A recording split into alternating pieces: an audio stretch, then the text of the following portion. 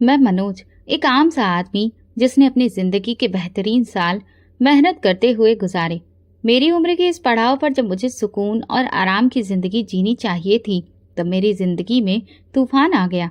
मेरे 4 बच्चे हैं, 3 बेटे नवीन, सुमित और पंकज, और एक बेटी नैना। मैंने अपनी जिंदगी भर की कमाई उनकी अच्छी परवरिश और खुशियों के लिए खर्च कर दी। मगर जैसे जैसे वक्त गुजरता गया, मुझे यह एहसास हुआ कि मेरी परवरिश और मोहब्बत का हक वो लोग अदा नहीं कर सके। मेरी सबसे बड़ी मुश्किल उस वक्त शुरू हुई जब मेरी पत्नी निर्मला का देहांत हो गया। निर्मला मेरे लिए हर कदम पर एक सहारा थी, लेकिन जब वो चली गई तो मेरी दुनिया ही उजड़ गई। निर्मला के जाने के बाद मेरे बेटे नवीन के साथ एक हादसा हो गया और वो भी मुझे छोड़कर इस दुनिया से चला गया। उसकी पत्नी सुमित्रा विधवा हो गई, इसलिए वो मेरे साथ रहने के लिए आ गई। उसके 2 छोटे बच्चे थे, राहुल और अदिति, जिनकी परवरिश की जिम्मेदारी अब मेरे कंधों पर आ पड़ी थी। मैंने सुमित्रा और उसके बच्चों का ध्यान रखना शुरू किया। मेरे दिल में उसके लिए सिर्फ हमदर्दी थी, क्योंकि वो दुनिया की मुश्किलों से अकेले ही हिम्मत करके लड़ रही थी। मैं उसे और उसके बच्चों को वो सारी सुविधाएं और सहारा देना चाहता था जो वो खो चुके थे। मगर मेरी दूसरी बहुएं वंदना और पल्लवी को ये बात बिल्कुल भी पसंद नहीं आ रही थी। वे समझती थी कि मैं अपने रिटायरमेंट के पैसे सुमित्रा और उसके बच्चों पर खर्च कर दूंगा और उनके पति सुमित और पंकज को कुछ भी नहीं मिलेगा।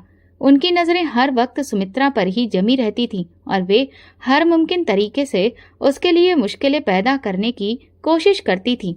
सुमित्रा, जो कि पहले ही अपने दुखों में डूबी हुई थी, उनकी बातों और व्यवहार से और भी ज्यादा दुखी हो जाती थी। सुमित्रा मेरी पत्नी की मौत के बाद से मेरा खास ख्याल रखने लगी थी। वो मेरे खाने पीने से लेकर दवाइयों तक हर चीज का ध्यान रखती थी। उसकी देखभाल में एक बेटी जैसा एहसास था और उसने धीरे धीरे मेरे दिल में अपने लिए खास जगह बना ली थी। मैं उसके बच्चों के लिए खिलौने और कपड़े खरीद कर लाता, जिससे वे बहुत खुश हो जाते। मगर घर के बाकी लोगों को मेरा ये सब करना पसंद नहीं आ रहा था। मेरी दूसरी बहुएं अक्सर ये जिक्र करती कि मैं अपनी सारी जमा पूंजी सुमित्रा और उसके बच्चों पर क्यों खर्च कर रहा हूँ। क्या उन लोगों के लिए उसमें से कुछ भी नहीं बचेगा? मैंने उन्हें कई बार समझाने की कोशिश की थी कि ऐसा नहीं है, लेकिन उनकी बातों ने मेरे बेटों को भी मेरे खिलाफ भड़का दिया था।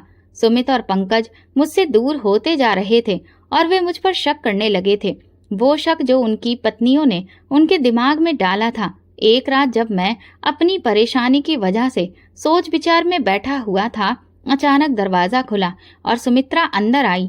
इससे पहले कि मैं कुछ कहता, वो मेरी तरफ बढ़कर बोली, पिताजी, मैं जानती हूँ कि इस वक्त आप पर क्या गुजर रही है, लेकिन आप बिल्कुल भी परेशान ना हो।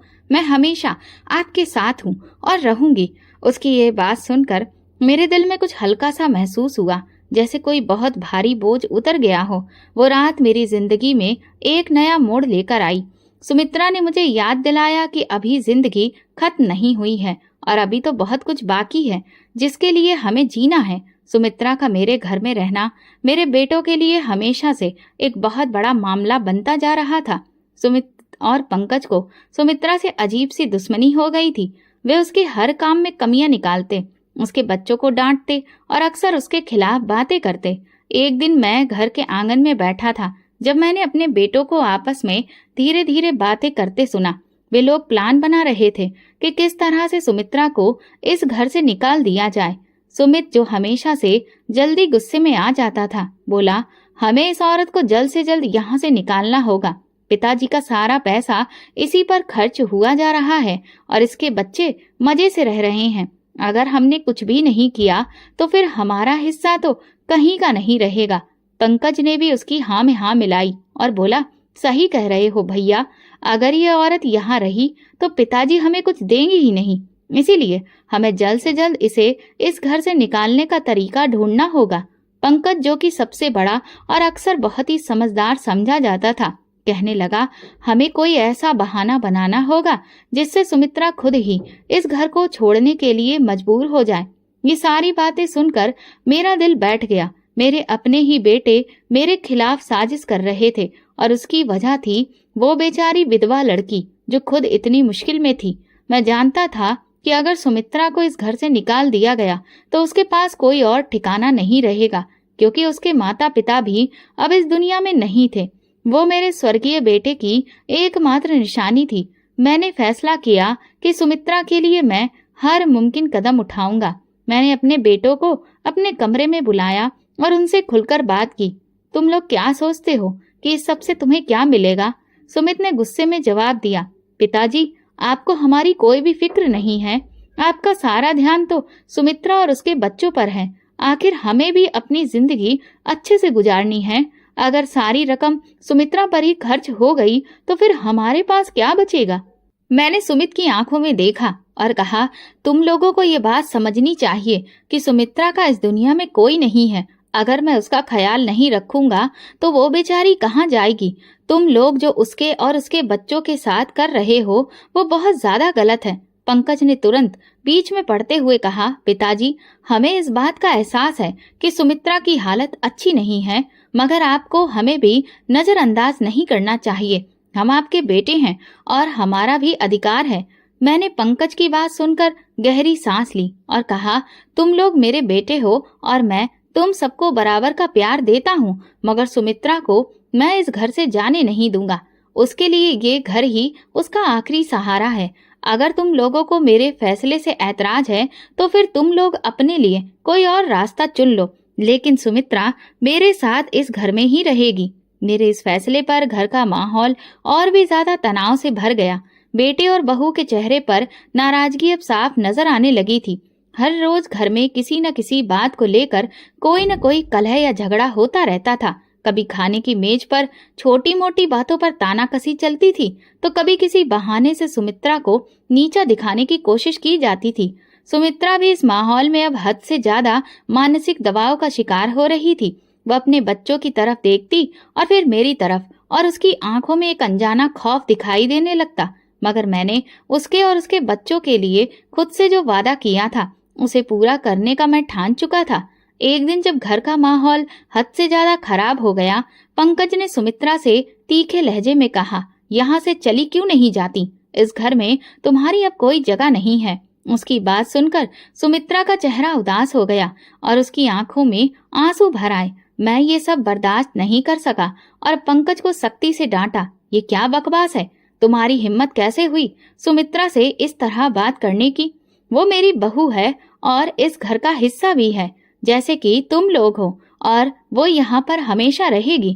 पंकज मेरी इस बात पर चुप हो गया, मगर उसकी आंखों में गुस्सा अभी भी साफ झलक रहा था।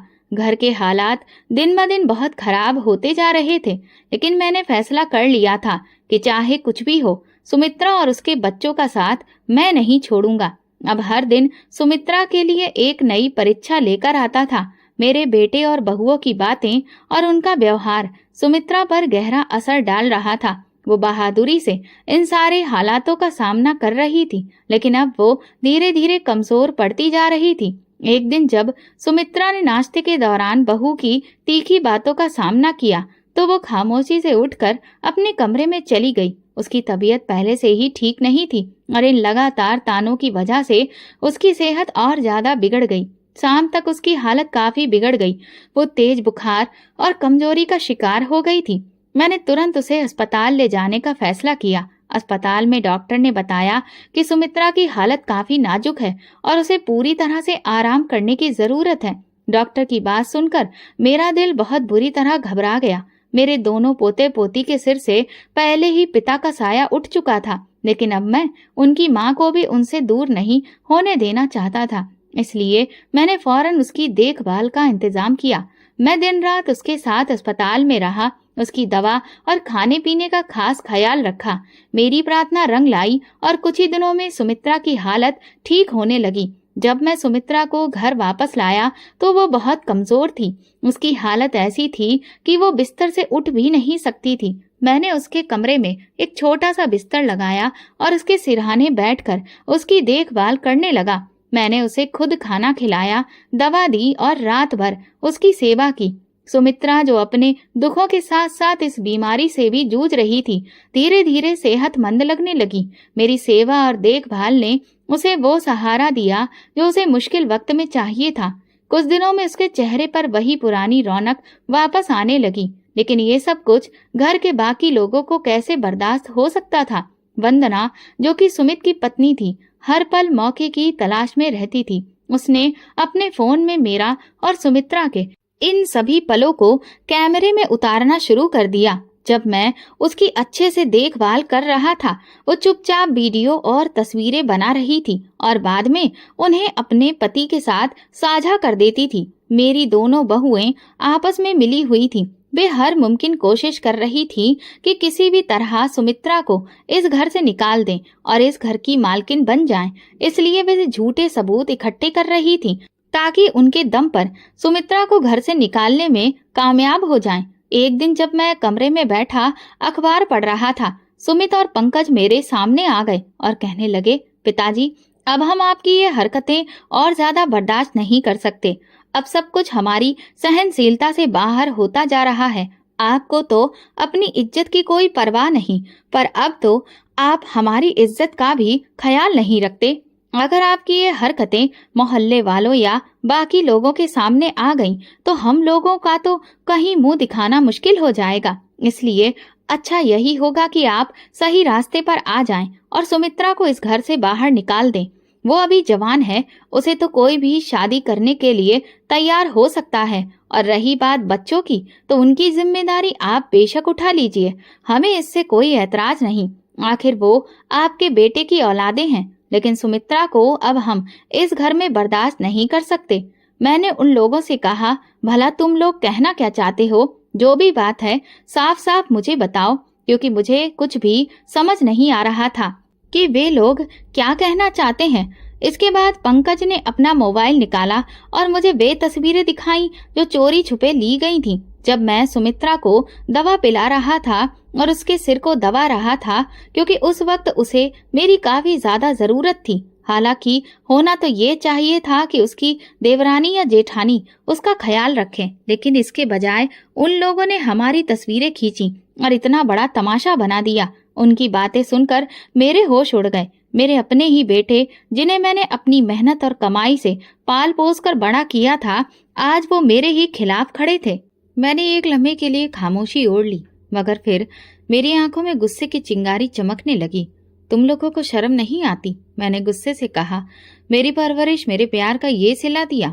मैंने तुम्हें क्या नहीं दिया और अब तुम मुझ पर ये इल्जाम लगा रहे हो कि मेरे और सुमित्रा के बीच में कुछ गलत है।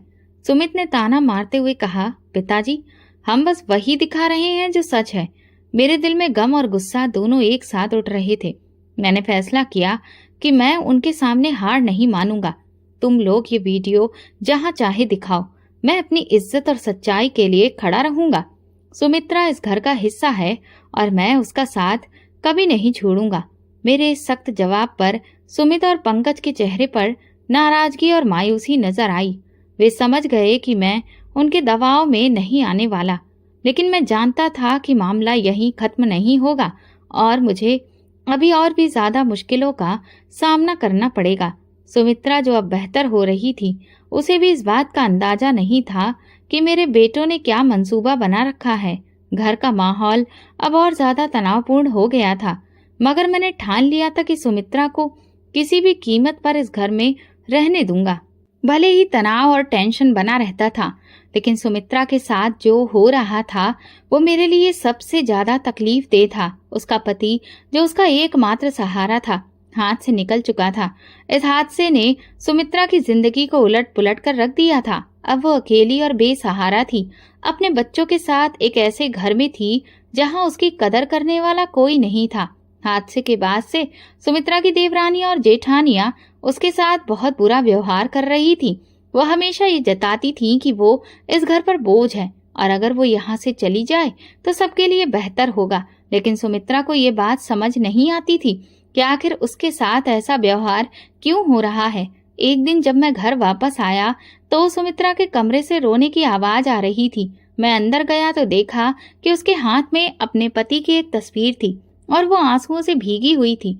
मैंने उससे पूछा, क्या हुआ बेटी, क्यों रो रही हो? सुमित्रा ने करुण दृष्टि से मुझे देखा और कहा, पिताजी, मुझे तो ऐसा लगता है कि यह हादसा कोई हादसा नहीं था।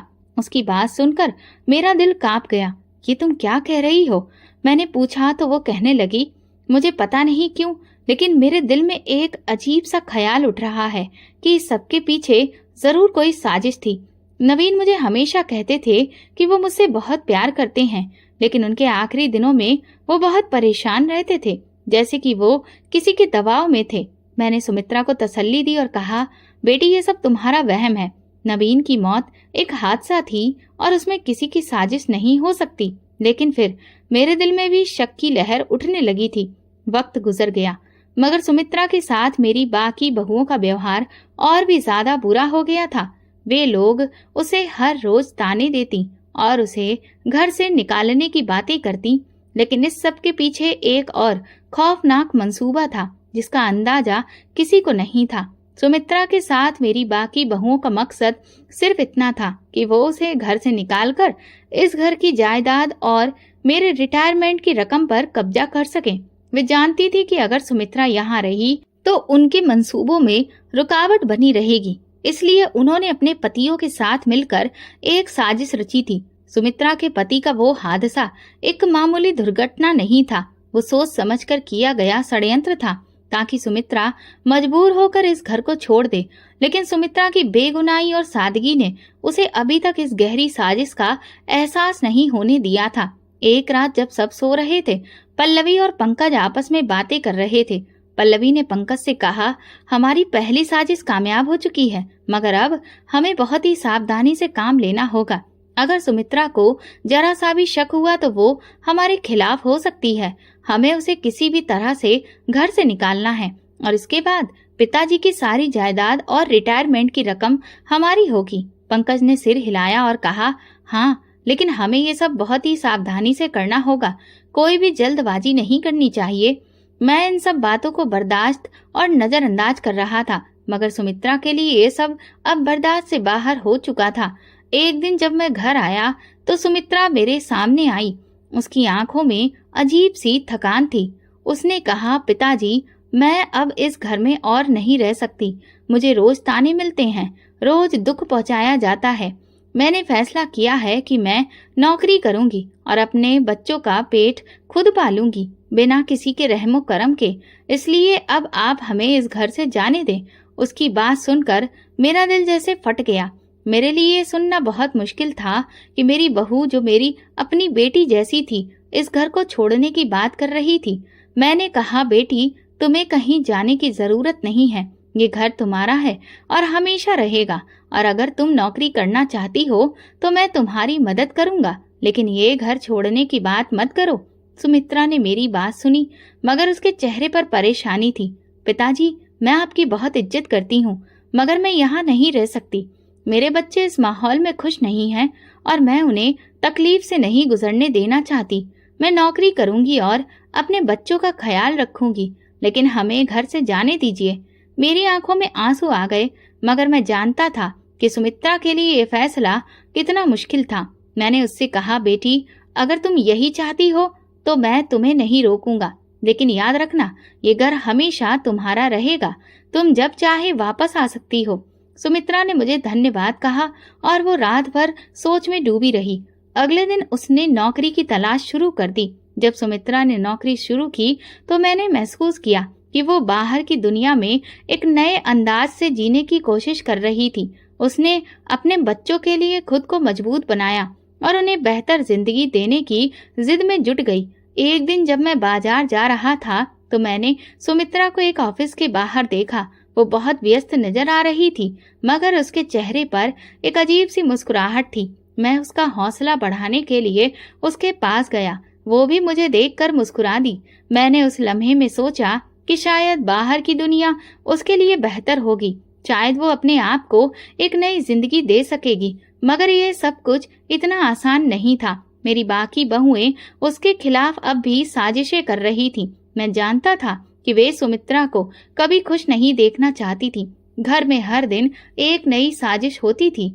मैंने अपने बेटों को बार बार समझाया, लेकिन उन पर कोई असर नहीं हुआ। वे चाहते थे कि सुमित्रा घर से चली जाए ताकि वे रिटायरमेंट के पैसे और जायदाद पर कब्जा कर सकें। लेकिन मैंने फैसला कर लिया था कि मैं सुमित्रा को इस तरह हारने नहीं दूंगा। ये लड़ाई मैंने अपने दिल में शुरू की थी और अब मैं इसे जीतना चाहता था। बाहर की दुनिया में भी मुझे मुश्किलों का सामना करना पड़ रहा था। लोग बातें बनाते, कुछ मेरे बच्चों के बारे में और कुछ सुमित्रा के बारे में। मैं हर रोज इन बातों से गुजरता, मगर मैंने कभी हिम्मत नहीं हारी। मैं जानता था कि सच्चाई हमेशा जीतती है और मुझे अपने उसूलों पर कायम रहना है। मेरी जिंदगी के साथ सुमित्रा की जिंदगी भी एक ऐसी दास्तान बन चुकी थी जो रोज और भी ज्यादा पेचीदा होती जा रही थी। जब सुमित्रा ने नौकरी शुरू की तो उसे महसूस हुआ कि घर के बाहर की दुनिया में भी मुश्किलें कम नहीं हैं। लेकिन एक दिन ऐसा हुआ कि सुमित्रा को बाहर के माहौल से एक ऐसी हकीकत का पता चला जिसने उसकी जिंदगी को हिलाकर ही रख दिया था। सुमित्रा ऑफिस में काम करते हुए अपने कुछ साथियों के साथ खाना खा रही थी कि फिर एक बात उसके कानों में पड़ी। एक औरत जो कि उसके साथ काम करती थी, उसने उससे उसके पति के हादसे के बारे में पूछा। सुमित्रा ने गमगीन लहजे में कहा कि मेरे पति का देहांत एक हादसे में हुआ था और ये सब बहुत अचानक था। मैं आज तक इस सच्चाई को सपना नहीं समझ पाई हूँ। उस औरत ने एक लम्हे के लिए खामोशी ओढ़ी, फिर धीरे से बोली, सुमित्रा, मैंने कुछ लोगों से सुना था कि वो हादसा खुद से नहीं हुआ था। शायद तुम्हारे पति की मौत के पीछे कोई साजिश थी। ये बात सुनकर सुमित्रा का दिल धक्क से रह गया। उसने हैरत से पूछा, तुम ये क्या कह रही हो? उस औरत ने बात जारी रखी, मैंने खुद तो कुछ नहीं देखा, मगर कुछ लोगों ने कहा कि तुम्हारे पति के साथ जो हुआ वो एक साजिश थी। शायद तुम्हें इस बारे में सोचना चाहिए। सुमित्रा की जिंदगी की डोर जैसे पल भर में ही खिंच गई थी। वो सच जानना चाहती थी, मगर उसके लिए क्या करना था ये वो नहीं जानती थी। उसे ये एहसास हुआ कि शायद उसके पति की मौत के पीछे कोई ऐसा राज छुपा है जो अब तक पता नहीं चल पाया। ये बात उसके दिल में एक खंजर की तरह घुस गई। उसने खुद को मजबूत करने का फैसला किया कि वो इस सच्चाई को सामने लाएगी, चाहे इसके लिए उसे कितनी ही मुश्किलों का सामना क्यों न करना पड़े। सुमित्रा ने मुझसे ये बात नहीं छुपाई। एक दिन जब वो मेरे साथ बैठी थी, उसने धीरे से कहा, पिताजी, मुझे शक है कि मेरे पति की मौत कोई हादसा नहीं थी। मुझे लगता है कि ये साजिश थी। मैंने सुमित्रा की बात सुनी, मगर मैं जानता था कि ये बात कितनी तकलीफदेह हो सकती है। मैंने सुमित्रा से कहा, बेटी, अगर तुम्हें ये लगता है तो हमें सच जानने के लिए हर मुमकिन कोशिश करनी चाहिए, मगर याद रखना, इस रास्ते पर चलना बहुत मुश्किल हो सकता है। सुमित्रा ने मेरी बात सुनकर हिम्मत की और फिर कहा, मैं तैयार हूँ पिताजी।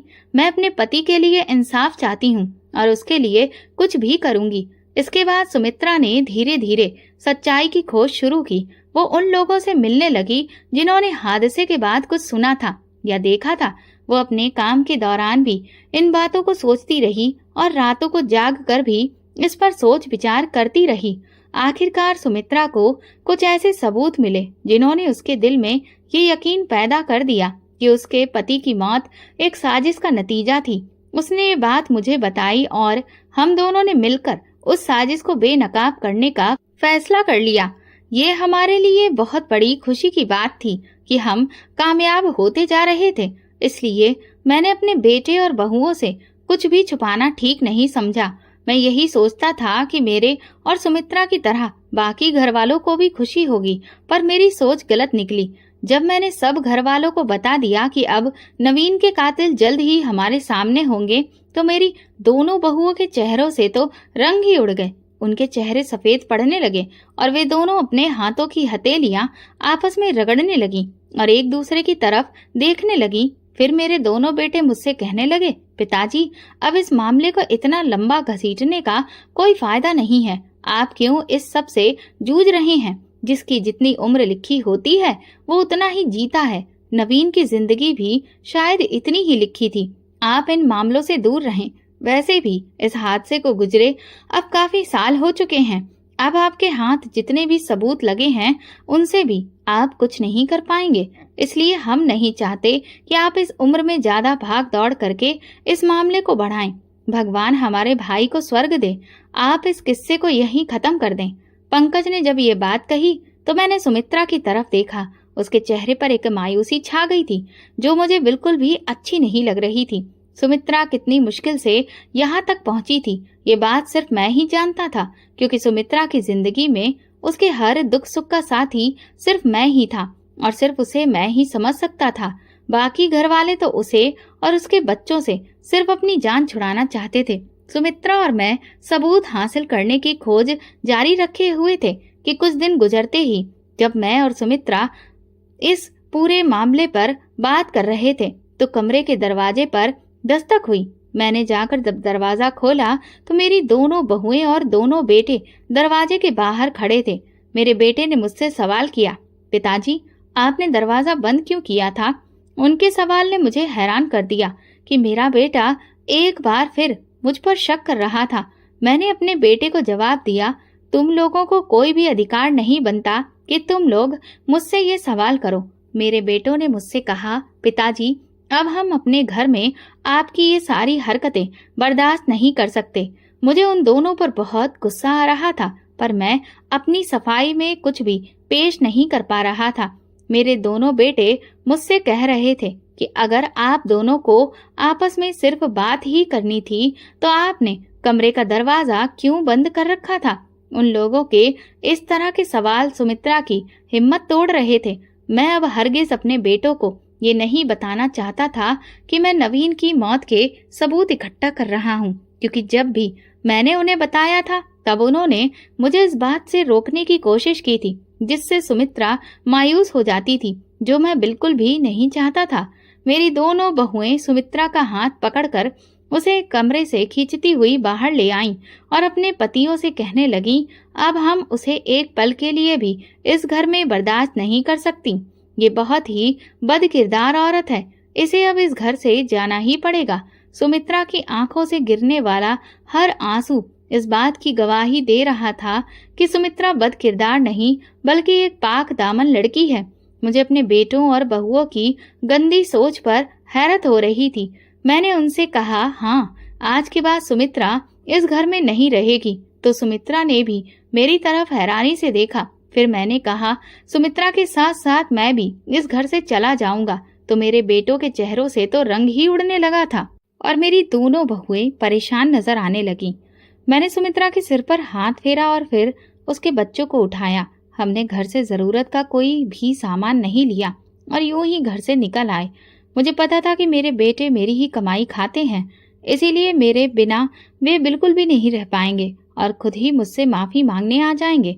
सुमित्रा ने मुझे बहुत रोका और समझाया, पिताजी आप अपने घर को छोड़कर मत जाइए। मुझे बहुत अफसोस हो रहा है कि मेरी वजह से आप पर ऐसे घटिया इल्जाम लगे। आपकी जिंदगी को मैंने बहुत मुश्किल में डाल दिया है। आप मुझे जाने दें और खुद वापस घर चले जाएं। लेकिन मैं अपने फर्ज से कैसे बच सकता था? सुमित्रा मेरा फर्ज बन चुकी थी क्योंकि मेरा बेटा इस दुनिया में नहीं था, इसलिए उसकी और उसके बच्चों की जिम्मेदारी अब मेरे कंधों पर थी। मैं अपनी सारी जिंदगी हर जिम्मेदारी निभाता आया था, तो फिर इस जिम्मेदारी से कैसे पीछे हट सकता था जब सुमित्रा का इस दुनिया में अब मैं ही एकमात्र सहारा था। मैंने एक किराए का मकान लिया जहां पर मैं सुमित्रा और उसके बच्चों के साथ रहने लगा। कुछ ही दिन बीते थे कि सुमित्र और पंकज दोनों मुझसे माफी मांगने आ गए। मैं अच्छी तरह समझता था कि वे किस लिए माफी मांगने आए थे। उन्हें मुझसे नहीं मेरे पैसों से प्यार था। मैं उनका बाप था, लेकिन उन्होंने अपनी पत्नियों के कहने पर मुझ पर जो गंदे इल्जाम लगाए थे वो बात मैं कभी भूल नहीं सकता। उन्होंने मुझे बुरी तरह जलील किया था और ये भी कभी भुलाया नहीं जा सकता था। मुझे मालूम था कि उनके पास अब खाने पीने तक को कुछ नहीं बचा था, इसीलिए वे मेरे पास लौटे थे। वे मेरे पैसों को कभी अपने हाथ से जाने नहीं देना चाहते थे, इसीलिए उन्होंने एक हफ्ता भी नहीं लगाया और आकर मुझसे माफी मांगने लगे। पर मैंने भी सोच लिया था कि इस बार मैं उनके साथ वापस नहीं जाऊंगा। सुमित्रा ने मुझे समझाया, पिताजी आप अपने बेटों के पास लौट जाइए, मैं इस घर में अकेली रह लूंगी। पर मैं सुमित्रा की ये बात नहीं मान सकता था। मैंने अपने बेटों को वापस भेज दिया। एक दिन बच्चों को स्कूल छोड़ने के बाद मैं और सुमित्रा घर की जरूरत का सामान लेने बाजार जा रहे थे। तभी मुझे वो चौकीदार दिखाई दिया जो नवीन के दफ्तर के बाहर नौकरी करता था। उसने हालचाल पूछने के बाद सुमित्रा की ओर देखकर कहा, सुमित्रा की विधवा हालत देखकर मुझे बहुत दुख होता है। उनके साथ बहुत बड़ी नाइंसाफी हुई है। फिर वो मुझसे कहने लगा, मनोज भाई साहब आपने बहुत बड़ी गलती कर दी। नवीन के कातिलों को सजा दिलवाने के लिए आपने जरा भी कोशिश नहीं की। वे तो इस शहर के कुख्यात गुंडे थे जो चंद पैसों के लिए कुछ भी कर सकते थे। अगर आप उन्हें थाने ले जाते तो वे फौरन गुनाह कबूल कर लेते और आपको उस इंसान तक भी पहुंचा देते जिसने ये सब करवाया था। लेकिन आपने सब कुछ हादसा मानकर चुप्पी साध ली। ये एक हादसा नहीं था। मैंने उसकी सारी बातें सुनकर कहा, उस वक्त तुमने चुप्पी क्यों साध ली थी? अब अगर जरा सा भी कोई सबूत मिल गया और मुझे पता चल गया कि ये सब किसने करवाया है तो मैं उसे कभी माफ नहीं करूंगा। मैं उसे जरूर सजा दिलवाऊंगा जिसने सुमित्रा और उसके बच्चों की जिंदगी बर्बाद कर दी, जिसने मेरे बुढ़ापे का सहारा मुझसे छीन लिया। मुझे अब एहसास हो चुका है कि नवीन की मौत एक हादसा नहीं बल्कि एक सोची समझी साजिश थी। मैंने चौकीदार से पूछा, तुम उस समय वहीं नौकरी करते थे? क्या तुम मेरी कुछ मदद कर सकते हो? चौकीदार ने कहा, मनोज साहब, मैं तो नवीन साहब की मौत के बाद वो नौकरी छोड़ चुका हूँ। उनके बाद मेरा वहाँ दिल नहीं लगता था। मेरे पास कोई ठोस सबूत तो नहीं है, लेकिन हाँ, ऑफिस के सीसीटीवी कैमरों की कुछ वीडियोज हैं उन दिनों की जब नवीन साहब की मौत हुई थी। अगर आप चाहें तो मैं आपको वो दे सकता हूँ। मैंने कहा, हाँ जरूर दो, हो सकता है उनमें कुछ सुराग मिल जाए। अगले दिन वो चौकीदार मेरे घर आया और मेरे हाथ में एक पेन ड्राइव दे दी जिसमें सारी रिकॉर्डिंग्स मौजूद थी। मैंने वो पेन ड्राइव सुमित्रा के लैपटॉप में चलाई। जैसे ही वीडियो चली, नवीन का चेहरा स्क्रीन पर उभरा। उसे देखकर मैं खुद को रोक नहीं पाया और मेरी आंखों से आंसू बहने लगे। मेरा जवान बेटा, मेरा बहादुर बेटा वीडियो में चहल पहल करता हुआ हंसते मुस्कुराते लोगों से बातें कर रहा था। नवीन हमेशा हंसकर ही बात करता था। उसके चेहरे पर मैंने कभी गुस्सा या नाराजगी नहीं देखी थी। सुमित्रा ने मेरे कंधे पर हाथ रखकर मुझे दिलासा दिया। उसने कहा, पिताजी, अब हम नवीन के कातिलों तक जरूर पहुंचेंगे। हमें जरूर इंसाफ मिलेगा। हम नवीन के कातिलों को सजा दिलवा कर रहेंगे। मैंने सुमित्रा से कहा, बेटी, मैं तो एक बूढ़ा इंसान हूँ। अगर तुम्हारा साथ ना होता तो मैं कभी भी ये जंग नहीं लड़ पाता। फिर एक वीडियो में हमें दिखा कि कुछ लोग नवीन से बात कर रहे थे। वे उसे छत पर ले जाने के लिए कह रहे थे। नवीन के ऑफिस की बिजली की कुछ तारों में खराबी आ गई थी, जिसे ठीक करने के लिए नवीन ने खुद मिस्त्रियों को बुलाया था। नवीन जब छत पर चढ़ गया तभी कुछ और लोग आए और नवीन के बारे में पूछने लगे। हमें नवीन साहब ने बुलाया है बिजली ठीक करने के लिए, लेकिन नवीन तो पहले ही कुछ लोगों के साथ छत पर जा चुका था। फिर ये कौन थे? किसी ने ज्यादा ध्यान नहीं दिया और उन्हें भी छत पर भेज दिया। जैसे ही वे छत पर पहुंचे, कुछ देर बाद चीखते हुए नीचे आए। छत पर नवीन साहब की लाश पड़ी है। पूरा ऑफिस में भगदड़ मच गया। नवीन की लाश को नीचे लाया गया। ऑफिस के लोगों ने छानबीन की, जिससे पता चला कि नवीन की मौत बिजली का करंट लगने की वजह से हुई थी। सबने मान लिया कि एक हादसा था।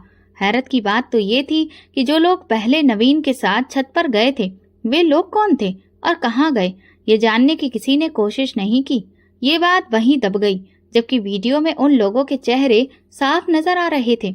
मैंने वो वीडियो जाकर पुलिस के सामने पेश कर दी। पुलिस ने खुद ही उन गुंडों को पकड़ लिया, क्योंकि वे शहर के मशहूर गुंडे थे जो अक्सर पकड़े जाते थे और फिर सजा पूरी होने के बाद छूट जाते थे, लेकिन अपनी हरकतों से बाज नहीं आते थे।